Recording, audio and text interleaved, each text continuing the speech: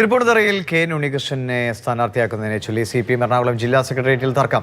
M. അനിൽകുമാറിനെ സ്ഥാനാർത്ഥിയാക്കണമെന്ന ആവശ്യമായി ഒരു വിഭാഗം രംഗത്തെത്തി. S. രാഗൻ വിവരങ്ങളുമായിട്ട്. രാഗൻ, അങ്ങനെ ഒരു പ്രത്യക്ഷ നിലയിലേക്ക് വരികയാണോ ഈ ഒരു തർക്കം?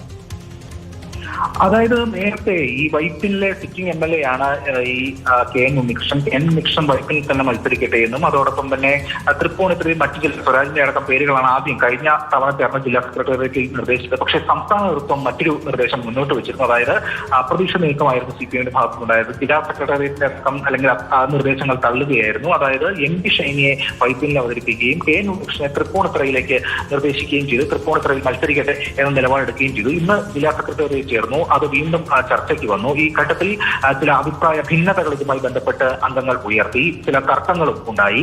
അതായത് വൈപ്പിനിൽ തന്നെ കെ ഉണ്ണികൃഷ്ണൻ മത്സരിക്കട്ടെ എന്ന് ഒരു വിഭാഗം പറഞ്ഞു. എന്നാൽ മറ്റ് തൃപ്പൂണിത്തുറയിൽ തന്നെ മത്സരിക്കട്ടെ എന്ന അഭിപ്രായവും മുന്നോട്ട് വന്നിട്ടുണ്ട്. ഏതായാലും തൃപ്പൂണിത്തുറ വൈപ്പിൻ സീറ്റുകളുടെ അന്തിമ തീരുമാനം സംസ്ഥാനത്തിന് വിട്ടിരിക്കുകയാണ്. സംസ്ഥാനത്തും അക്കാര്യത്തിൽ തീരുമാനമെടുക്കും. മറ്റ് സിറ്റിംഗ് MLA-മാരും അതാത് സ്ഥലങ്ങളിൽ തന്നെ മത്സരിക്കാൻ നേരത്തെ ധാരണയായിരുന്നു.